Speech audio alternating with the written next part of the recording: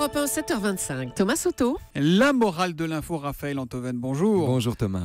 Puisque nous sommes en Chine ce matin, c'est d'une petite révolution que vous avez souhaité nous parler. Pour répondre au vieillissement de la population, le gouvernement chinois a donc officiellement abandonné la politique de l'enfant unique. Désormais, les Chinois peuvent avoir 2 enfants. Oui, et vous avez raison Thomas, je crois, de parler de révolution. Parce que ce que le gouvernement chinois vient de permettre, pour des raisons bassement démographiques, restera peut-être dans l'histoire comme l'un des plus mauvais coups qu'une dictature s'est portée à elle-même. Ah oui, carrément. Mais oui. Écoutez, quelle est la singularité de la Chine, Thomas? C'est d'être une dictature hyper marchande. Or, on a longtemps cru, parce que l'histoire enseigne qu'aucune démocratie n'existe sans économie de marché, à moins de produire des massacres de masse, que l'économie de marché était la condition, sinon la cause de la démocratie. Du coup, et d'ailleurs c'était l'alibi moral des premiers entrepreneurs à faire des affaires en Chine, on a dit qu'en développant le marché chinois, on travaillerait en sous-main à la démocratisation de son régime. Or, bizarrement, ça n'a pas marché. L'élévation du niveau de vie, l'apparition d'une classe moyenne, etc., n'ont pas fait bouger d'un iota le pouvoir central.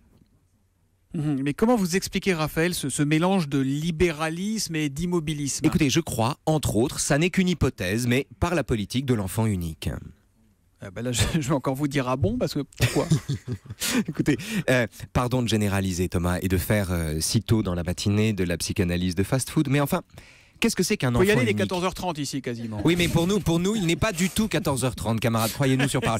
Et vous le savez mieux que nous d'ailleurs. Oui, alors écoutez, qu'est-ce que c'est qu'un enfant unique? Un enfant unique, c'est un enfant gâté. C'est un enfant dont les désirs sont des ordres, dont l'existence est une question de survie et dont le bonheur est un absolu. Or, ça fait 30 ans, même plus que ça, depuis 79, que la Chine produit des enfants uniques. 650 millions de petits Chinois sans frères ni sœurs. Et moi, et moi, et moi.